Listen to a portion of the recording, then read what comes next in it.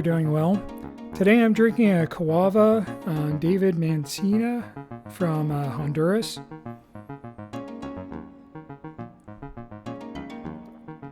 Mancina is the grower. Cava and a couple other of these really higher end coffee roasters, they like to call out who does the roasting. Not all of them do, but a lot of them do. Especially if they're like the special, roaster's choice type thing. This coffee has some interesting flavors in it. Hints of citrus, maybe a little strawberry and some rhubarb for some bitterness. It's really good. So today I want to discuss The Beginning Come After the End by Rebecca Solnit, published in 2026. I thought this book was really interesting, and it was one of those books that kind of just pulled you through the book. It was a short read, and I really just wanted to keep digging into it. So I really just kind of plunged through it. It was a really interesting book. I was really surprised by it because this book, for having kind of a dire title, Beginnings Come After the Ends, was very hopeful. There was so much hope in this book. And I've talked about Solnit before with Paradise Built in Hell, which was also a hopeful book. And I think the difference between these two books is that this one looked more back at just the U.S. and how it's changed during Solnit's lifetime, which of course overlaps entirely with mine because she was born in the 1960s. But she really talks about how much things have changed from like the early 60s through now, and even like talks about the changes between like the 60s and the 90s whenever I really remember a lot of things. The discussion of this book starts with an interesting perspective. Solnit was really involved with a lot of indigenous groups and indigenous rights. And she got involved fairly early in her 20s and became more active in the late 90s and early 2000s. So she was involved with this group in California who were pushing to try and get their land back. And from the 90s to the 2020s, there's been an ongoing effort for land back. And while it can be a little frustrating because it can seem a little performative whenever people over meetings saying, yeah, this is, we're on such and such land and, we took it from them in a colonial effort. It can feel performative because sometimes you don't want to be reminded of that, or if you never knew, you don't want to be made to think about that. So it's kind of a double-edged sword, really. What Solnit has worked on over the years is working with those peoples to get their land back. And over that time, they were able to prove that the United States government had broken their treaties, and that tribe had never actually given up the land. So they were able to win a ruling that said, no, the U.S. government has to give this land back. It was a park, so that made it a little bit easier. It wasn't like, there was houses or anything on that, which is fortunate. But it also was done so that the native people could start becoming stewards of the land again, because over the past 30 years, officials and a variety of people have started to realize that the land practices that the Native Americans did in places like California and in the eastern U.S. were really good for the land. And same with the Midwest. It was really good for the land and good for the animals that were on it. We need to get back to that if we want to prevent these catastrophic fires and in the droughts that we're seeing. We need to have more regenerative land policies that help sustain the land and the people that live on it and the animals that live on it. I think she does a really great job looking over the past few decades and noting the really positive progress the country has made over the years. One of the things that really rang true to me was the progress on equality and LGBTQ plus rights. I've seen on TV shows or YouTube videos where people are talking about the bad old days of the 90s. And I just kind of think back on that time and remember how many shows there were. I mean, I grew up Will and Grace was on TV. There was gay characters in Star Trek. There was a trans character in Star Trek. You could argue in Deep Space Nine. It was a much more open time period than what even the 80s had been. And, I knew kids guys in my high school who were out. They were obviously gay and they had crushes on people that I knew. And now that's not to say there wasn't homophobia or anything like that, but it still feels like it was a better place than the 80s or any other time prior to that. And I don't, now it feels like it's got a rap where it's like, oh yeah, it's the 90s. Of course that person was closeted, which maybe it's a little bit of column A, a little bit of column B. I mean, we are so much more sophisticated around our understanding of gender and our understanding of sexual orientation than we were then. But we had come quite a long way. And I think that's something that Solnit thinks we should be looking back and saying, hey, the 80s were awful. The 90s were better. We legalized gay marriage in the 2010s, and we can continue making progress.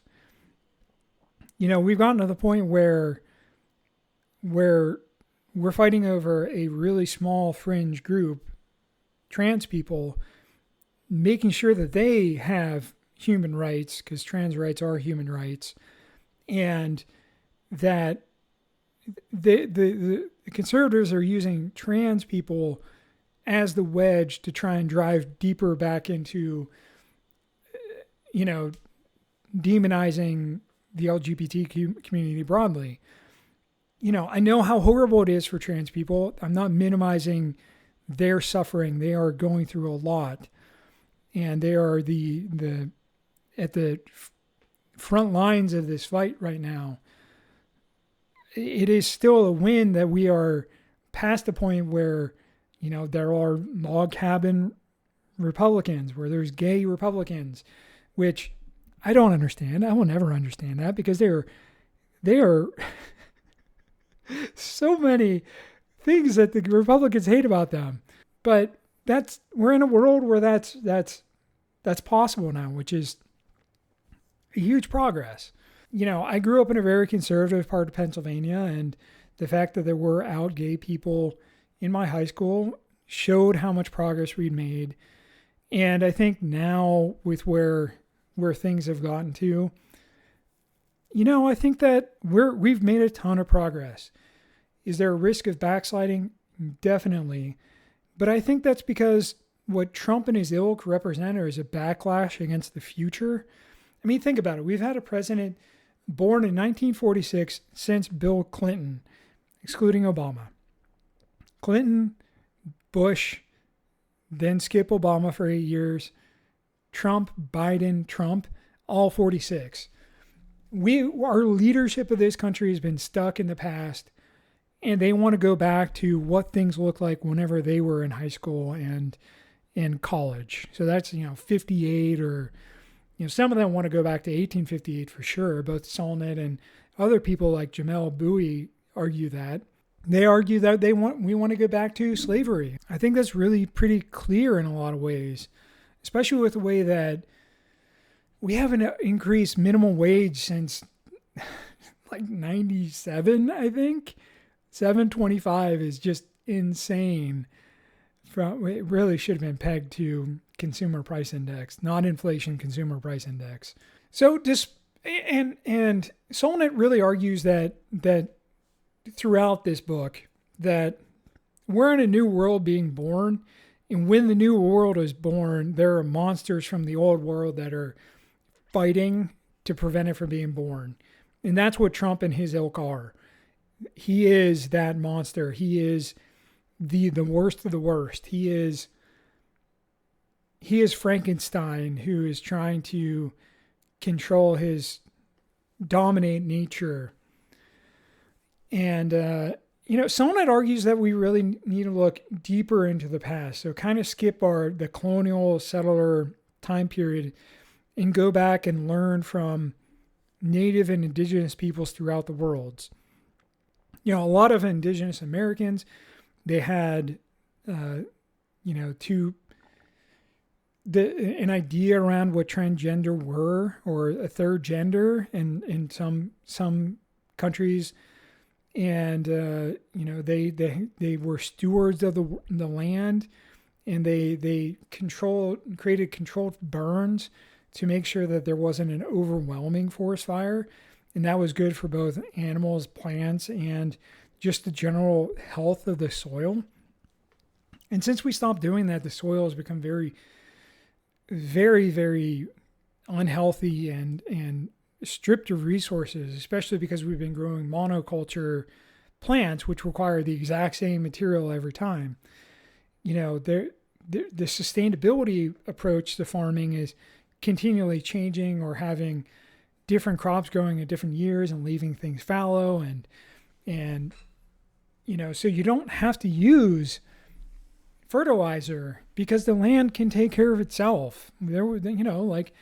Land grew for generations and generations without our intervention, and now we have to use massive amounts of fertilizer to keep things moving. And it wasn't just like California that had this. Like, if you look at the Eastern woodland cathedrals, as David Graeber talked about in The Dawn of Everything, you can see how much of a better way that was to engage with nature. It was a healthier way where it wasn't focused on domination and destruction, where there was, like, yes, there was hunter-gatherer behavior, but you could almost look at it as a way as these were almost zoos, where the wild berries and the wild groves of oak and other sorts of food for the animals were tended in a way that it was a reliable, consistent source of food. So it was a type of farming that allowed for continual gathering throughout the land, while encouraging natural species, or the land to grow what made sense in that area. It also allowed animals to come and enjoy those fruits, and for native peoples to more easily hunt those animals and to control the balance of that. And the hunter-gatherers in the Eastern woodland cathedrals were very healthy people, and the land was very, very healthy. Solnit argues that we should really be leveraging the knowledge of the past to be better stewards. And so she doesn't argue that everyone should return to the land. Like in the Paul North's book, King's North book, Against the Machine, that I talked about a while ago, he argued to everyone returning back to the farm and, go back to land being simpler, self-sustaining, all that sort of bullshit. It was a settler's approach to land management, not a cooperative approach working hand in hand. Solnit argues that people that live in the cities are valuable and important people, that they are real people, that they are true Americans or true people of that culture, and that you don't have to be a farmer to be a true American. And I think that's important because, we can change the way that we've seen it in different areas where people are doing just in time, or partnering with a number of restaurants or grocery stores where they are providing crops that are in season, taking advantage of greenhouses and all of that to provide certain foods throughout the year, but to make sure that we are eating foods that are better for the land itself. And of course, like the Eastern woodlands disappeared because of the tension and the conflict between the settlers who were bringing in pigs and cows who were not native to the United States.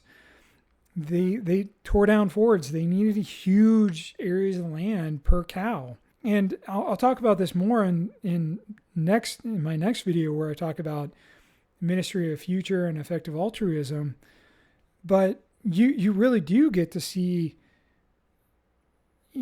some idea about how we can change those approaches, and go back to the land and implementing some of the things that Solnit's talking about, even though that book was written before Solnit's book. And I agree with Solnit where we need to be going back to stewards of the land. We need to stop dominating the world. I think King's North is has some interesting ideas, but I think he's sticking at the colonial period and not kind of skipping that really toxic period and saying, how can we learn from what indigenous people are doing now, to what indigenous peoples used to do, what sustainability practices we've learned, and kind of synthesizing those into the best of all worlds. And like I said before, Solnit argues that Trump is a monster from an old world trying to prevent the birth of the new one. But she doesn't really think anything can stop the progress that we've made. You know, you can take the rights away from someone, but because they grew up with those rights, they believe that they're intrinsic rights. And when people think that they've lost something that's intrinsic to who their culture is, they're going to continue to fight for it.